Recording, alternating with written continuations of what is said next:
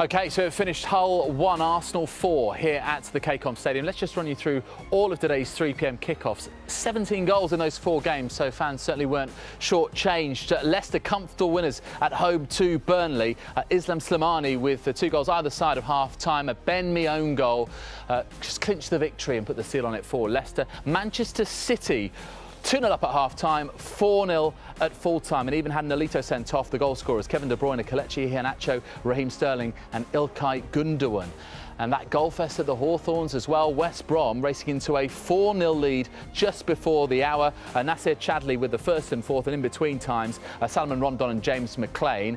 West Ham briefly threatened a comeback. Mikel Antonio with his 5th goal in 4 Premier League games, and Manuel Lanzini with a penalty on 65 minutes. A bit of frantic play in that game, but then it's still finished. West Brom 4, West Ham 2. We still have Everton versus Middlesbrough to come. Let's have a look at the bottom of the Premier League table this Saturday afternoon. So, Burnley and Bournemouth on the end of, well, rather heavy defeats. West Ham unable to help themselves, and they could drop into the bottom 3. Southampton, Sunderland, Stoke, they all play tomorrow. As for the top half of the table, Manchester City's 4-0 win means that they lead the table by 5 points. It's 8 wins out of 8 for Pep Guardiola in all competitions. Arsenal up to second ahead of Everton on goals scored. But of course, Everton, as we said, we play Borough a bit later on today. And West Brom and Leicester, courtesy of their victories, are into the top half of the table. Don't forget, coming up later this evening at 8:30 p.m, a rerun of today's game of the day from the 3 p.m. starts, and we have chosen West Brom versus West Ham from the Hawthorns, and then extended highlights from 3 other games, including Manchester City versus Bournemouth, match choice from 10:30 p.m. So 4 goals for Arsenal, one of them scored by Theo Walcott. He was chosen as man of the match at the KCOM Stadium today, and he's with David Craig. Theo, 3 points away from home. Is that the perfect way for you also to score your 100th career goal? Yeah, no, the 3 points is the main thing, obviously. We had a very tough game against Southampton the week before. PSG in the week, we got a great point, and we've been tested this week. A couple of away games. Hull was not going to be easy. They've had a very good start. I think they take a lot of points out of teams here. Obviously, going down to 10 men, it's always... sometimes people say it's a lot easier, but to be honest, it is very difficult because obviously you need to break them down. But as soon as we got a second, obviously giving away the penalty there was a bit, scary. But the guys they fought on well, and Alexi, with all of his hard work, got his deserved goal. It was an emphatic scoreline in the end, but were there times when perhaps it was a bit harder than you might have expected? Yeah, I would definitely say so. I felt we started the game very positively, though. I felt we were on the front foot. We were right on them, and we wanted to quiet the fans down. We managed to do that, and like I said, the results the main key in the performance as well. We had a bit of everything today. Shame, like you say, we couldn't keep that clean sheet, but score 4 goals away from home, you're always going to win. 3 Premier League wins on the spin. What does that tell us about the momentum and about this Arsenal this season? I think you could tell during the week how well we fought to get a point at PSG, a very strong team, and we've got a lot of great characters in that dressing room. Players that have come in as well have settled in very well, and we've been in this situation before, but obviously we just need to make sure that next step now is Tuesday's match. That's all we got to think about. We don't really want to be concentrating on what's going to happen. To be honest, we just control ourselves. We can't control anything else. If we do that, I'm sure we can have a very successful season. Is there a sense that this is perhaps a more ruthless Arsenal this season? I think so. Maybe in time gone we might have been sort of bullied in these sort of matches away from home, but everyone was physically strong, and we're getting better each game now. We're getting stronger, getting fitter, and I think there's the best for us to come yet. Yeah, well done, and well done on the 100th goal. Thank you very much. Thank you. Cheers. Well done, mate. Thank you for your time. So Arsenal run out 4-1 winners at the KCOM Stadium. Now, Quinn, does that scoreline flatter them, or do you think it's a fair reflection of the game? Not really. At times it was like a training ground game for them. They were just holding on to the possession, moving it from one side to the other, taking touches galore, and Hull, they ran their legs off. People like Klukas, Myler, they've had such a tough day today. They hardly touched the ball, really, in truth, but they were chasing shadows for long times. Just when it went 2-1 after the penalty, there was a little bit of fright in the air. The stadium got some energy, but Arsenal got to where they had to, and it was, I think it was pretty inevitable, you know, once they got that first goal, you could feel the confidence drain out of Hull, and you could see that Arsenal were going to put a show on. And there was some very enjoyable moments. They played some very pretty football, and as Theo rightly says there's confidence in the dressing room now. They've had a great week, and they're going to build on that and kick on from here. So compared to the tough start they had the first couple of games, things weren't so good. Liverpool and Leicester were difficult games for them, but now they're right at it now.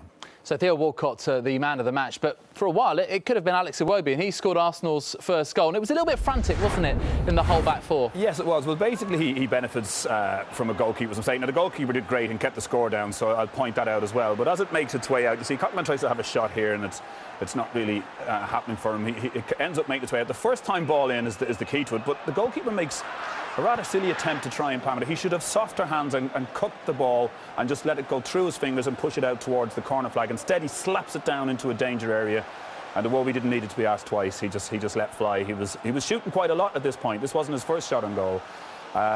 May have been that Alexis Sanchez gets a touch on it, may have been Livermore, but I think it's going to be very, very hard to take that off the young lad. Yeah, so Jakupovic should have had softer hands, Jake Livermore should have had no hands, yes, and this is what happened with the penalty. Yeah, I mean, he's got plenty of time to get his hand out of the way of this and not risk, you know, having done what happened to him. Great pull back. Coquelin goes running into the box, and he's straight away, he's peeling with the referee. You'll see here in this shot, as it comes across, the referee sees it clearly. It's a great pullback from Theo Walcott. The shot is going, goalkeeper may even have a chance of saving it, and somehow, inexplicably, he leaves his hand out there, Livermore, and he forces the ref to not only give the penalty, but also the rules as it stand, to send him off. However, Arsenal perhaps should have converted the penalty, but it was Alexis Sanchez who took it, not Santi Cazorla. Yeah, I don't know what in the world they were thinking of in changing that. Cazorla has taken 2 great penalties in the last couple of weeks. He's missed his only other penalty for Arsenal. He doesn't look confident on them, and I don't know why they've agreed between them, whether they felt the game was going to be easy, and it didn't work out for them, and it gave Hull a bit of hope.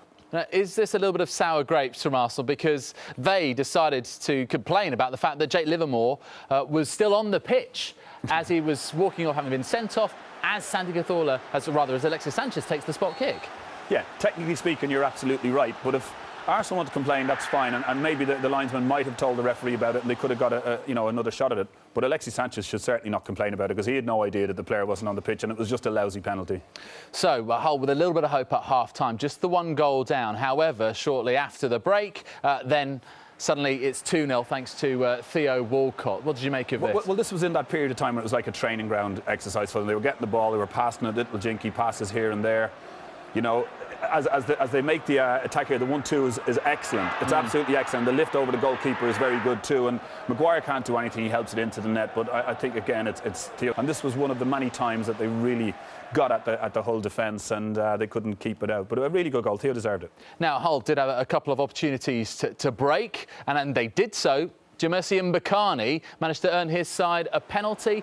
Is this a penalty? He's looking for it, but it's a swap Yes, but there's contact there, and I thought penalty as soon as I said it. Once the goalkeeper commits there and doesn't get the ball, and there's contact with the centre forward, then I believe the referee has no alternative but to give the penalty. It just took him an awful long time to do that. The play seemed to go on forever, but got to give Mason credit for that ball. That's a wonderful ball which teases the goalkeeper to come out, but also allows Mbakani to get there just in time. So it's a wonderful pass. You can see Cech doesn't get the ball. He's hoping that he doesn't get the man, and the man makes sure he does by hitting into him. And in today's game, that's a penalty. Interesting that Roger Rees didn't call it. It was Darren Cann, his assistant. What a penalty. Well, that's just different class. And that's, I think, what Santi Cazorla might have done in the same goal 35 minutes earlier. But that was, you know, all it was for Hull. There was nothing else about the game that we could say was complimentary to Hull, other than the hard work they put in. But, you know, they spent the day chasing shadows. But sometimes they're their own worst enemy, aren't they? And they had a chance to try and build a move, and instead, by losing the ball, it led to Arsenal stealing the game. Before Arsenal even scored this, I went, hold on to it, Mbakani, but he just gives it away and puts his team under pressure. And then all of a sudden, you know, the Arsenal, they pounce, and it's a great little ball through. But on top of the ball through to Theo to try and get the goal, Sanchez follows up. That's the key to the goal. Watch him here. He doesn't stand and watch. Look, he follows up. He's on the move, and he gets to the ball first. And by the time he gets it out of his feet and whacks it into the top corner, you know, Hull, they're all down. They're all lying on the ground. They're tired. But I just love the way Sanchez kept going there, because he wasn't having a great afternoon. Things weren't working out for him, but he kept believing, and he got his goal. But Arsenal saved the best till last. What a hit from Granit Xhaka off the bench. Yeah. We've heard a lot about this guy. Yeah, against Watford he was immense when I saw him play a few weeks ago. And now there's a lot of tired legs on the pitch, so nobody comes out to close him down. That's just the fact that it's 90 minutes and Hull are very tired. But it's a strike of all strikes. You and I both jumped out of our chairs and saluted this goal, because he's over 30 yards out there. He's about 32 yards out, and he just hits it so perfectly. Again, I mean, let's just be a little bit devil's advocate here. Could Jakubovic perhaps have gone with his other hand? I mean, sometimes they do that, don't they? Yeah, but I just felt in real time, I just thought he was nowhere near it. I think the slow motion replay allows it to look a little bit better. Watch this in real time now. I hope I'm right. But you'll see, he makes his way there. Nobody's really coming out to him, just lets fly. And it's like, you know, it's hit the net before the other hand even gets there. I just think you take your hat off and you say, what a fantastic goal. And, you know, that's up there. We saw Henderson last night and this one. They're just two unbelievably good goals. And, yeah, we jumped out of our seats. Just started to pay back that £35 million price tag, hasn't he, Granit Xhaka? So comfortable in the end for Arsenal. 4-1 winners at Hull. A penny for the thoughts, though, of Mike Phelan, because it's been a great start, admittedly, at the KCOM Stadium. Not the result he would have wanted today. As for Arsene Wenger, wow, this is Arsenal at their best, and they're up to second in the table. We'll get the thoughts of both managers after the break.